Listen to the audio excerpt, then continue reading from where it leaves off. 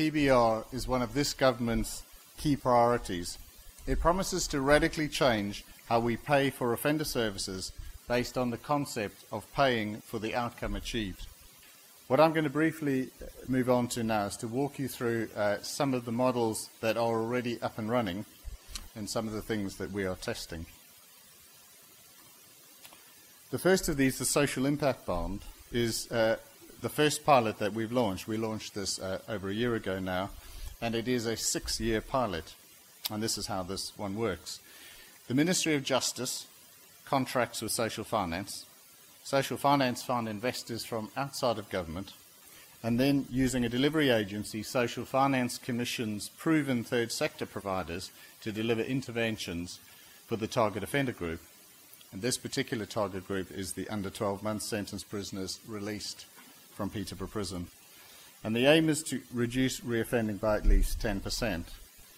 The Ministry of Justice only pays against this success. And so any financial return is actually based on the outcomes. And this was, of course, a really important first step for us to take, to start the process of understanding the implications of commissioning by outcomes.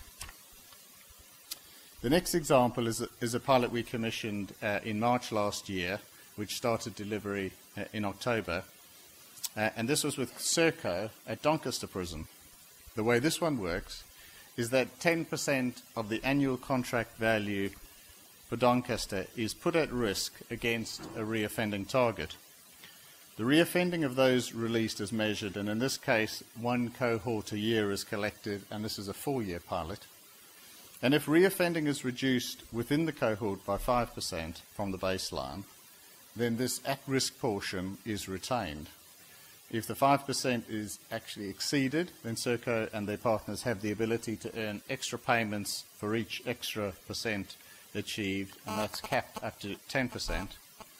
But of course, if reoffending is not reduced by at least 5%, then the at-risk portion is returned to the Ministry of Justice. Now, creating PBR models for the public sector in itself brings a whole set of new challenges. And we're looking at the potential for a range of different delivery vehicles. The pilot it leads is a model which allows the public sector to remain involved in delivering the principles of PBR. And it does this by using the reducing reoffending portion of their budget for PBR purposes. This money is essentially removed from the prison budget, and an external investment is sought from an independent organisation. A new commercial entity is then set up, which restructures rehabilitation services or commissions new services. And if the reoffending reduces by an agreed amount, then the payment is made. And again, like the Doncaster model, if performance is better than expected, then additional payment is agreed above that level. And for this model, if reoffending does not reduce by the agreed amount, then both the payment is withheld and, of course, the investment that was put in is then lost. The justice reinvestment model is a very different model than the ones we've just discussed. It looks specifically to reduce the demands on criminal justice services locally. We have pilots running using this model in a number of boroughs in London as well as in Manchester. And it's different because it involves a much wider community group, the police, local authorities, a number of voluntary sector partners, and of course our probation and prison services. These local partners work together to develop a plan to both prevent offending and to reduce reoffending. And they jointly commission innovative services, and they target their resources on specific offender groups, a bit like Paul was describing. And if they are able to reduce the demand on criminal justice services, they get to share the savings, because reducing the demands means that they then are able to reinvest in more prevention activity locally. We went to Greater Manchester to find out from some of these key partners how this pilot is transforming justice. Well, we're here at the headquarters of Greater Manchester Police, and we're just about to go into a Justice Reinvestment Executive Board. And there clearly we'll be working with the other partners, particularly probation, but other agencies involved in this initiative. to look at how we're working, to examine the progress of the project, and particularly to look at a particular issue about how this now works with the community budget pilot that we're also involved in. Greater Manchester has been chosen by government as one of the 4 community budget pilot areas, and the Justice Reinvestment Pilot, which is known locally as Transforming Justice, will become one of the 4 key work streams. The Justice Reinvestment Pilot differs from the other payment by result models because essentially what we've asked partners to do is to come together to reduce reoffending by reducing demand on the criminal justice system. And what we have offered to do is to pay the partners a share of any cashable savings that are made by making those reductions.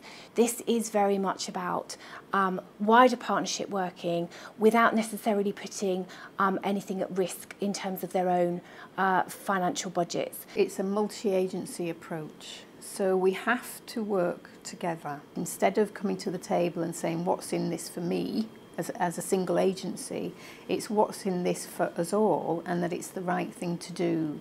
And that cultural shift is significant. We tend just to look at processing the offender and passing them on to the next agency in the list, courts or probation, prison. But now we're looking at a more holistic approach really, and being part of that solution to stop that repeat business coming back into our custody cells time and time again. What we're identifying is that a lot of our work is repeat demand. It's going back to the same families, the same offenders, often the same locations. And of course, when we look at our police work, often the individuals there, the families there, are exactly the top individuals and families that other agencies are concerned about. A whole system approach is important in terms of tackling many of the issues that offenders have, because life is more complicated than just this person's an offender and now this person's not an offender. You actually have to look at their lives, and many of them have actually poorer health, and that's poorer mental health and physical health than many of the mainstream society, poor levels of education. And all these factors have led to them being where they are now. What partners have done is they've looked at the overall system and they've thought about ways in which they can better engage with offenders and work towards better outcomes, reducing the offending outcomes, so less crime, less victims, at various points in the system. So there is a focus on the point of arrest, on the point of sentence, and on the point of release. And what that enables partners to do is to engage the widest possible range of other agencies at each of those points. We're participating in the pilot because we think it's really important to our ability to reduce crime. And ultimately, we're here to try and make Greater Manchester a safer place.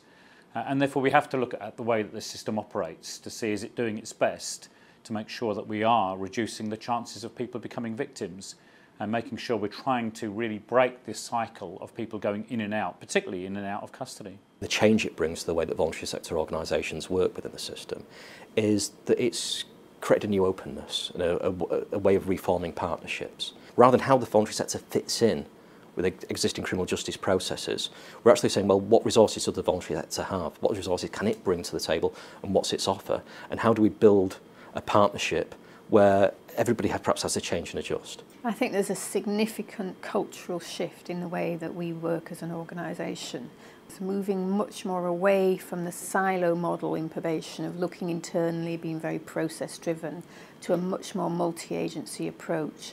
And physically being relocated will assist with that, but so will actually managing a case alongside a health visitor, a social worker, a police officer, using the IOM model as the basis for that change. We've got police and crime commissioners arriving later this year in November, and I'm actually pretty positive about it because they do span the criminal justice system, that not just for police, could actually be important in helping to get all the agencies working together. Justice reinvestment has got a better chance of breaking the cycle in many instances we've seen because it's entirely about breaking the cycle. A more flexible approach where we can actually marshal the resources that are needed for that person and tailor a service or set of interventions to them. It's got more chance of actually resulting in a change to their behaviour, a change to their lifestyles.